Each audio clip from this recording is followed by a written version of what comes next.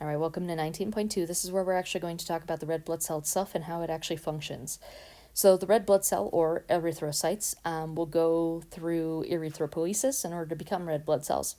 And we need to talk a little bit about the structure of red blood cells. So as you'll see in the picture here, which is provided by your book on the right-hand side, this is kind of a transection of what a red blood cell would look like. But a red blood cell is going to be kind of this spherical disc with a divot in the middle, not quite like a donut, but almost like a donut without the hole in the middle. And this is because this is really useful for the functionality of a red blood cell. So a red blood cell has to have a really large surface area in order to allow for the most amount of oxygen to diffuse across its cell wall. Excuse me, not cell wall, but plasma membrane, so that oxygen can easily move in and out of the tissues. It also has no nucleus, so there's no purpose for it to have a nucleus either in the center or off to the side somewhere in the red blood cell. The red blood cell only lives about 120 days, so there's no real need for it to create any proteins or enzymes during its longevity.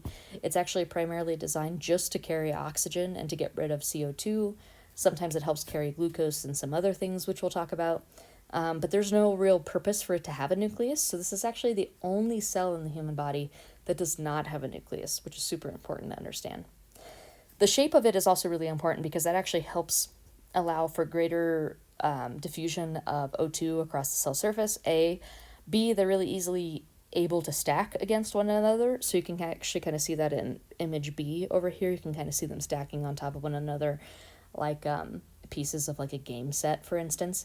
And this is really important because capillaries get really, really, really small. You can't see them with the naked eye, and we have to be able to still diffuse oxygen in and out of these tissues. And so how do you get oxygen down there? You have to get red blood cells down there. And how do you get red blood cells through these really, really small capillaries? We have to make sure that red blood cells are really, really bendy and that they can stack on top of one another so you can get as many in there as possible. So they actually stack really nicely just on top of each other, kind of like this. And that's really nice. And capillaries are actually about one red blood cell thick, so that only one red blood cell can pass through at a time. Let's see, they can also change their shape as well. So if they need to like squeegee their way through kind of a smaller capillary or maybe a capillary that's blocked, they're still able to bend and manipulate themselves in order to squeeze their way through. And then how are they able to actually carry this oxygen? Well, they're carrying a protein called hemoglobin, and hemoglobin is abbreviated HB, which I have here in the slide, HB. And hemoglobin is a fancy protein that's responsible for actually holding onto oxygen and letting go of oxygen. And it's also able to carry CO2 and let go of CO2 at any time also. And hemoglobin is the primary protein that's composed within the red blood cell itself. It's made of 2 alpha chains and 2 beta chains. And what does that mean? That just means 2 different types of protein structures. And collectively, they make a quaternary structure. So if you remember from Bio 111 or Bio 201, enzymes come in a primary form, a secondary, or proteins. A primary form, which is just the primary amino acids. Just the amino acids. Secondary form means they're either in alpha helices or beta sheets. Tertiary structure means that they're kind of like folding in on themselves, and there might be a combination of like beta sheets plus alpha helices. And then quaternary structure means that we've got like 2 of these combined somehow, some way. So we're talking about quaternary structure for hemoglobin. And hemoglobin kind of looks like this. We can draw it in a couple different colors for clarity. So if we have like the alpha helices in one color, and then we might have the beta sheets in another color, and collectively they will hold on to 4 what we call heme units. And so I'm just going to kind of zoom in here and draw HE for short. And these heme units are going to be what's responsible for actually holding on to O2 or CO2. Can't hold on to both at the same time, only one or the other. And how are they actually able to do this? So if we were to zoom in on the heme molecule, we would see that there's actually an iron unit in the middle, and iron is positively charged, which means it doesn't have too many electrons, which means it makes sense why it's going to be interested in holding on to oxygen, because oxygen is looking for electrons to give. And so iron is actually going to help hold on to an oxygen molecule that might be floating around, or another oxygen molecule that might be floating around. And so that's going to be our centerpiece in these heme molecules in order to help hold on to oxygen. In the next slide here, we have a picture of the red blood cell and kind of three-dimensionally what this picture is, but looking in a much more sophisticated way. We're never going to ask you to draw this out one way or the other. It's just important for you to understand quaternary structure of hemoglobin so that you understand why there's four things being able to be bound at one time. And then here it also shows you what the heme molecule looks like with that iron group right there in the middle, a bunch of chemistry wrapping around it. I could care less about the chemistry. This is not a chemistry course, thank goodness. But we have that iron group in the middle, which is going to help attract those oxygen molecules. Now we need to talk about what actually makes those oxygen molecules stay attracted at any given time. So we have two different states that hemoglobin can be in. Hemoglobin can either be in a deoxyhemoglobin state or an oxyhemoglobin state. Deoxy means there's not as much oxygen being held onto, and oxyhemoglobin means that there is oxygen being held onto. And as you can tell between the two pictures on the left-hand side, the deoxyhemoglobin has a lot more space in the middle, versus the oxyhemoglobin doesn't have as much space in the middle. So as you can imagine, the more oxygen molecules that can be bound to hemoglobin at a time will actually reduce the amount of space that is available within the middle of the hemoglobin molecule, which will actually change the shape of the hemoglobin molecule itself, therefore changing the affinity of oxygen being able to be bound or not bound to hemoglobin at any given time. So what does this mean? This means that at any given time, hemoglobin might be more willing or less willing to be bound to the hemoglobin protein. So if we were to draw a curve, just similar to the next slide here, where we had O2 pressure and we had saturation of O2 concentration, and we were actually drawing what looked like, or what each part of the hemoglobin molecule looked like as we were, or here I can actually draw this as hemoglobin saturation, that would probably make more sense, saturation. If we were to draw what it would look like as each oxygen molecule was bound to hemoglobin, then this is kind of what it would look like. It would actually kind of look like an S shape right here. So that means that once we increase our oxygen pressure, right, at some point we finally bind a new oxygen molecule. And thus we have one oxygen molecule being bound to a hemoglobin unit. And then after a certain amount of oxygen pressure, there kind of gets like two oxygen molecules, three oxygen molecules. Oh, sorry, I should draw three here. And then eventually four oxygen molecules. And this makes sense because 4 is our max, so we would expect this to kind of plateau out at some point, and 1 is our minimum, so we kind of expect that to be towards the lower end of the graph. But then we have this 3 and 2 right here, which is like, all right, well, what's the point of that? So this kind of makes sense, right? Like if I'm a hemoglobin molecule and I'm floating around and I'm like, my whole goal is to hold on to oxygen and get it to the tissues that need oxygen, right? I want to be really, really good at getting oxygen as quickly as possible. So at really low hemoglobin saturations, but relatively also low somewhat amount of oxygen pressure, I want to be able to collect as much O2 as possible. So we're going to have a bunch of hemoglobin molecules at really low pressures carrying some amount of oxygen. And then as time goes on and we have more hemoglobin and we have more oxygen saturating the environment, then that hemoglobin molecule could finally hold on to 2 or 3 molecules. And then finally, whenever we're fully saturated with oxygen, maybe our hemoglobin molecules will also be fully saturated with oxygen. But we really want to kind of stay somewhere in between this range, right? Because we definitely always want to have some amount of oxygen. And maybe we want 3, maybe we want 4, depending on what environment we're really in. But it's always nice to have more than less in this case, right? Because we need oxygen to go through cellular respiration. So this curve is actually something that we call the Bohr effect. And this will become really, really important whenever we get to the respiratory system chapter, so it may not make so much sense right now, but this is definitely going to come up again in the respiratory system chapter, so stay prepared. And the reason why we talk about it now is because there's a big difference between adult hemoglobin and fetal hemoglobin. So adult hemoglobin is kind of what I've drawn right now, but fetal hemoglobin, do you think that would be a little bit more or less, have a greater or lesser affinity for oxygen? Fetal hemoglobin, fetal, so we're talking about a baby in utero. Well, it's going to have a bigger affinity for oxygen because baby can't use its own lungs. It's depending entirely on mom's lungs. So we have to wait for mom to absorb all of that oxygen, be able to attach it to her hemoglobin molecules, be able to transport it all the way down to the fetus, and then the fetus is going to have to be able to extract that O2 molecule and do something with it. So by the time we really get down to like the placenta, right, like oxygen is kind of promiscuous. It's kind of just floating around, It's really easy to get dissolved. It's really easy to get lost in the tissues. So it makes sense that fetal hemoglobin is actually going to be a lot better at binding O2 than adult hemoglobin is, because it needs to bind it a lot more quickly and a lot more efficiently than adult hemoglobin, just because it's not as exposed to it as immediately as adult hemoglobin would be.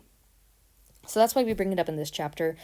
You can also tell in the picture over here on the left-hand side, you see that instead of alpha and beta subunits, we have alpha and gamma subunits. We don't expect you to know that level of detail, but there is that level of detail whenever we start talking about the actual composition and why holding on to oxygen, than adult hemoglobin.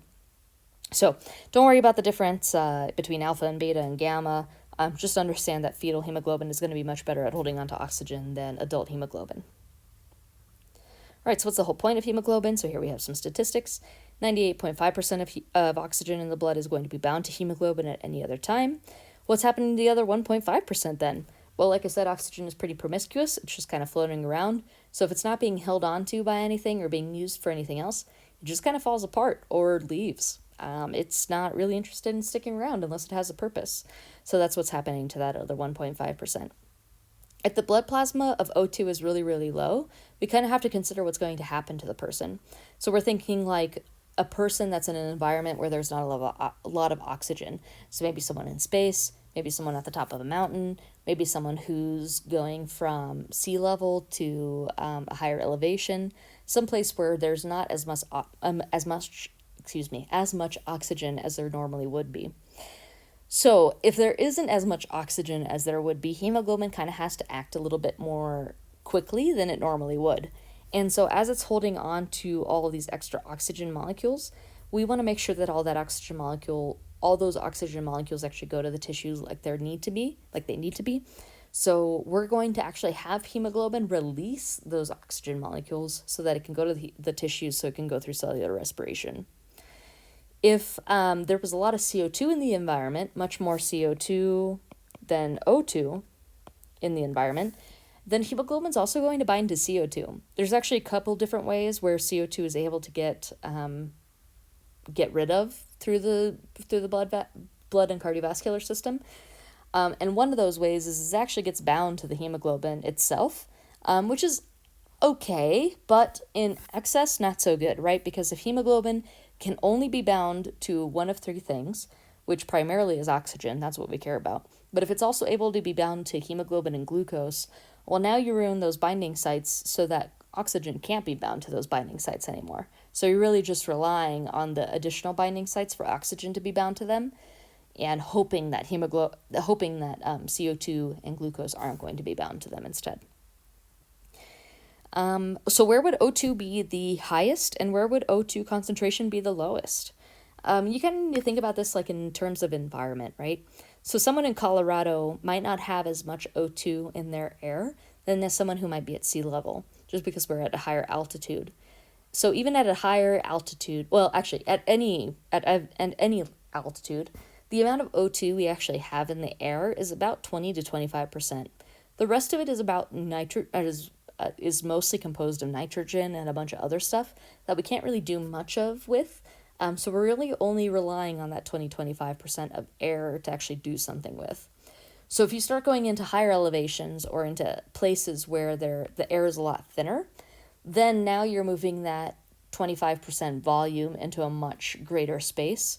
And so your chance of actually bumping into oxygen molecules is a lot less because it's spread out over a greater distance. So it becomes a little bit more difficult to breathe. So you really want to be concerned about patients who might have just jumped off an airplane at DIA and they were like, I'm going to go climb a 14er. Haha, joke's on you, Texan. You can't really quite do that. Need to wait a day or two to acclimate yourself before you go and do that sort of thing. And the vice versa is also true, right? Like if they start going to, if someone from here goes down to Florida and they start running laps, they might be really good for a period of time, but it's going to take some adjusting. It's definitely going to feel a lot different than if they were practicing actually at a higher elevation. So that's why we care about where the concentration of O2 is greatest and lowest.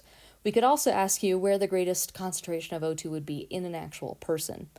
So where would the greatest concentration of O2 be? Would it be in the lungs or would it be in the tissues? Would it be in the tissues that are closer to the lungs, or would it be in the tissues that are closer or more farther away from the lungs? So the answer would be that the tissues in the lungs would actually have the greatest amount of oxygen because those are the ones that are closely interacting with the outside environment. And then the tissues that are farthest away from the lungs are probably going to have the least amount of oxygen near them because by the time you actually get the oxygen all the way down there, you probably might have lost a couple oxygen along the way. It's promiscuous. It likes to leave, it likes to dance. It's not very as consistent as you would like it to be.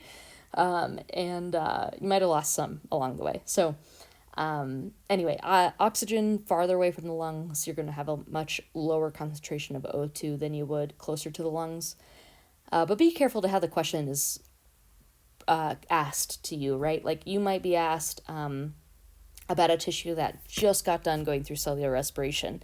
And if it just got done going through cellular respiration, then you probably don't have a lot of O2 floating around because it was just used to go through cellular respiration. You probably have a lot of CO2 going around. But if it's a tissue that just received a bunch of O2 and it hasn't gone through cellular respiration yet, then it probably has a greater concentration of O2 than CO2.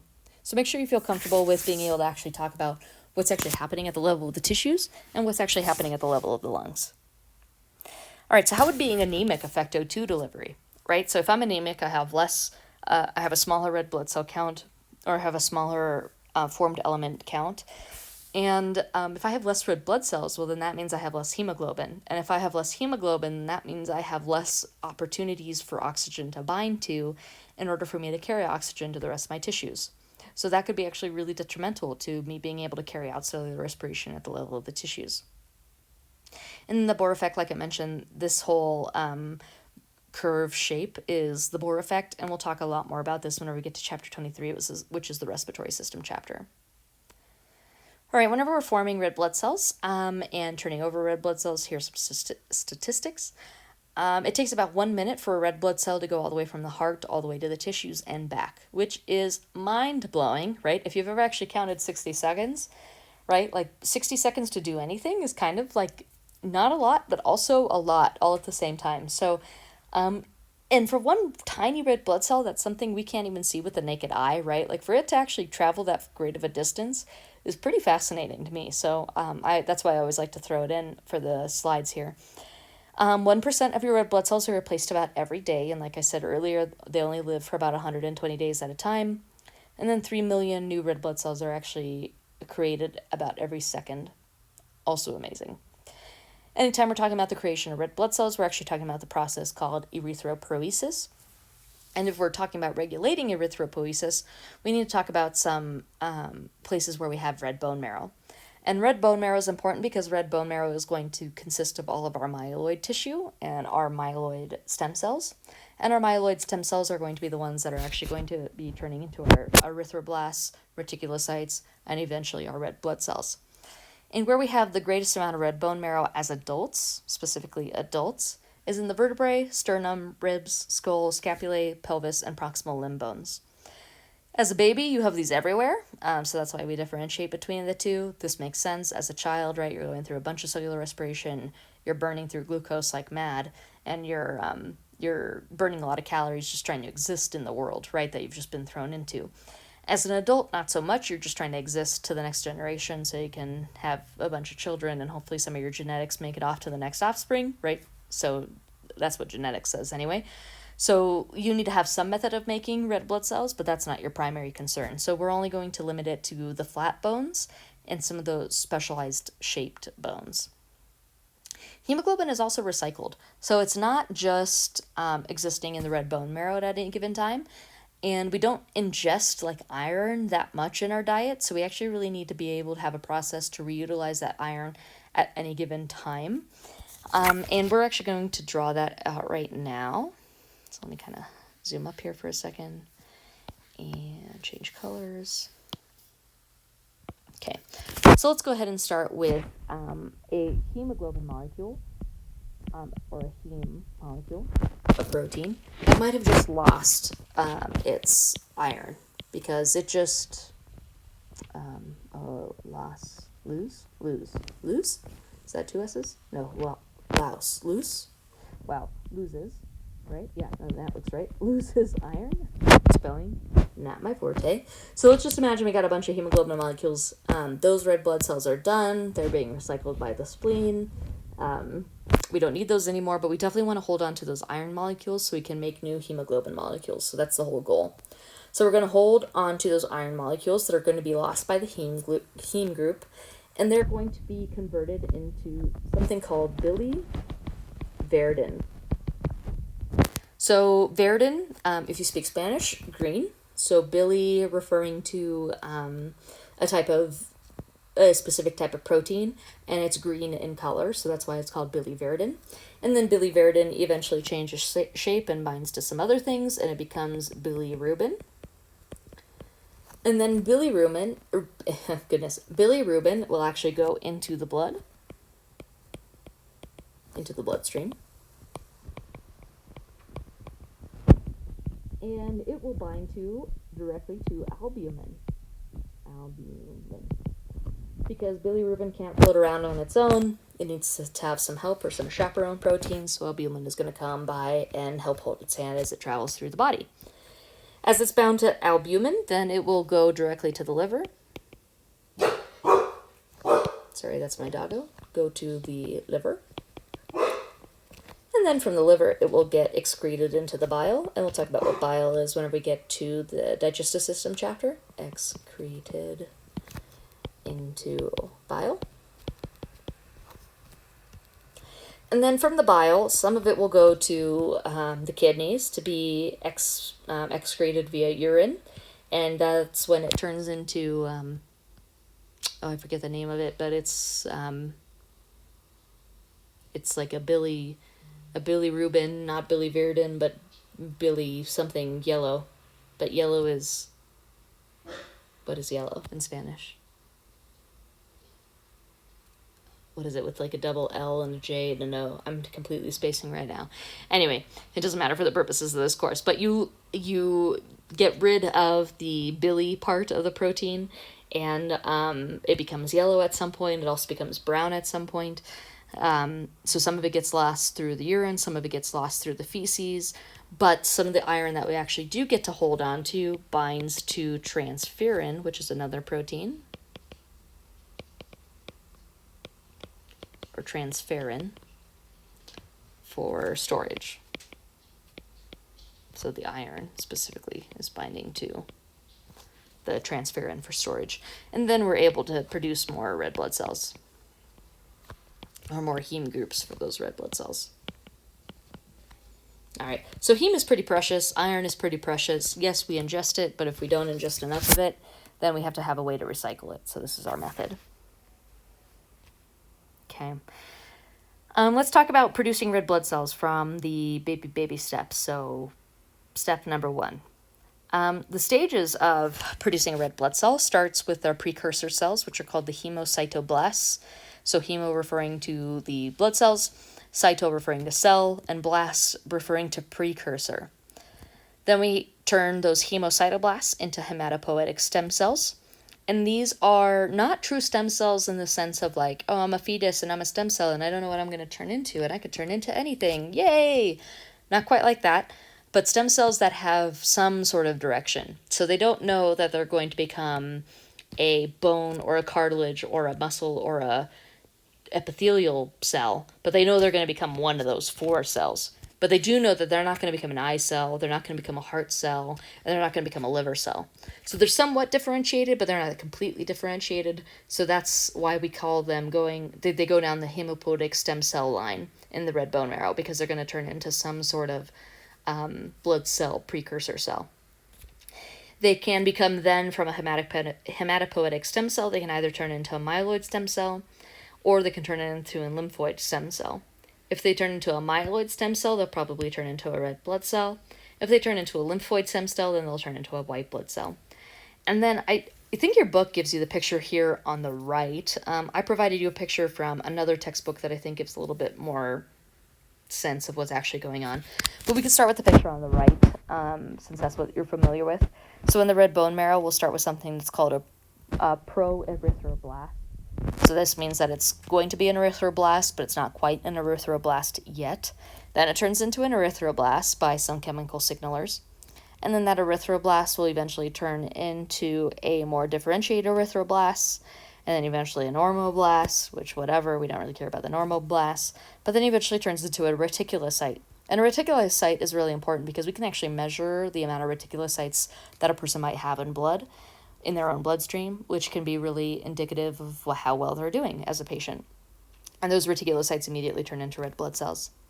The picture on the left side does a better job of kind of differentiating everything that's going on. So if we started with the red bone marrow in a femur bone, we might have that multipotent stem cell, that hematopoietic stem cell, and it can turn into one or two different types of stem cells, either myeloid or lymphoid.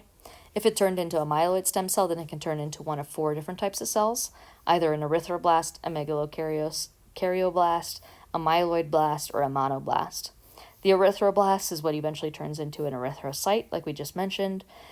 A megakaryoblast is what eventually turns into a platelet. A myeloblast eventually turns into some of the granular leukocytes, which we'll talk about more in chapter 22. And then a monoblast might turn into one of those agranular types of cells that is a type of white blood cell also. If we were to instead have the hematopoietic stem cell, the multipotent stem cell, turn into a lymphoid stem cell, then it could turn into one of either a lymphoblast or a natural killer cell blast. And then those cells eventually turn into a B cell, T cell, or natural killer cell, which are part of our agranulocyte white blood cells. And we'll talk about what agranulocyte means and what a granulocyte means and what each of those individual cells do. So what's interesting is we talk about this for this chapter, but science actually says, actually there's a lot of crossover, and this flow chart is nice, but a lot of the stuff is actually changing, and sometimes a monocyte can go and become a monocyte from a different lineage. So a lot of the stuff is changing all of the time. Immunology and rheumatology is probably one of the most evolving fields, or the most quickly evolving fields, just because we have recently developed the technology to actually be able to read these types of cells and actually know what's going on at the microcellular level. So you might see a lot of different stuff as you continue your education. This is just kind of like an introduction of what you might see. Okay, so how do we regulate this nonsense? We have the regulation of erythropoiesis versus erythropoietin. So erythropoiesis is going to be regulated by erythropoietin. So we have to talk about how we regulate erythropoietin, or EPO. EPO is going to be directly made by the kidneys. Why the kidneys? Well, the kidneys receive a lot of blood, and they're actually responsible for filtering out that blood. And when they filter out that blood, they produce urine. And they also are able to register how good we are at actually filtering the blood and how good the blood actually is. Like, do we have too much sodium in it? Do we have too much glucose in it? Do we have not enough water in it? Etc., etc. And so the kidneys are actually going to be pretty responsible for changing the blood pressure of our cardiovascular system, which can have a lot of detrimental effects or a lot of positive effects depending on what situation you're in. So let's say that the kidneys are pulling all of this blood in, and we'll talk a lot more about this when we get to chapter 26 and we actually talk about the kidneys. But let's say they're pulling all this blood in, and they're like, oh my gosh, we don't have enough red blood cells actually bumping into us. That probably makes me think that I don't have enough red blood cells in the body, so we need to make more red blood cells. So the kidney releases a protein called erythropoietin, or EPO, and that protein floats around in the blood and helps trigger the response of erythropoiesis, so we create more erythrocytes, or red blood cells. And this is going to be pretty classic in anemic patients. It's also going to be pretty classic in people who are in areas where O2 is in lower quantities or in lower concentrations. And it might also be present if the blood flow to the kidneys has decreased for whatever reason. Maybe there's a blockage, maybe we only have one kidney, etc., etc. And then here, this last bullet point, I have kidney to EPO goes to red bone marrow. Red bone marrow says, okay, stem cells need to make erythroblasts, and then erythroblast eventually needs to turn into making more hemoglobin, and so then we can finally make a full mature red blood cell that can actually carry oxygen and do what it needs to do. We already kind of talked about how we're going to recycle hemoglobin. This was in our flow chart right here that we just previously talked about. We have to actually recycle that hemoglobin protein in order for us to be able to reuse it. It takes a lot of energy for us to recreate that hemoglobin molecule, so it's just easier for us to recycle it instead. If we have hemoglobinuria, that means that we have way too many red blood cells in the urine, and as a result, the urine actually is going to look a little red or brown in color, which could determine a couple different things. It could mean that the kidneys are not doing so well, or it could mean that the red bone marrow is not doing so well, or it could mean that the spleen is not doing so well. So you have to do a couple other tests to figure out what's going on, but this is one tell-all sign of help, something's wrong with the blood system and we need to investigate. Hematuria, this is where we actually have a problem with the kidneys or the vessels that are damaged in the urinary tract. And so this is where we start to see blood in the urine, but this is going to be like a bright red blood versus like a burnt, used red blood, brownish color blood. And so this is kind of how you can differentiate the difference between where the problem is. All right, here we already talked about, again, hemoglobin recycling. Apparently that's very important, so make sure that you understand that. And then what actually happens to the iron. Iron can't move along on its own. It needs to be bound to something, so it needs to be bound to that transferrin molecule in order for it to get anywhere. All right, see you again for 19-3.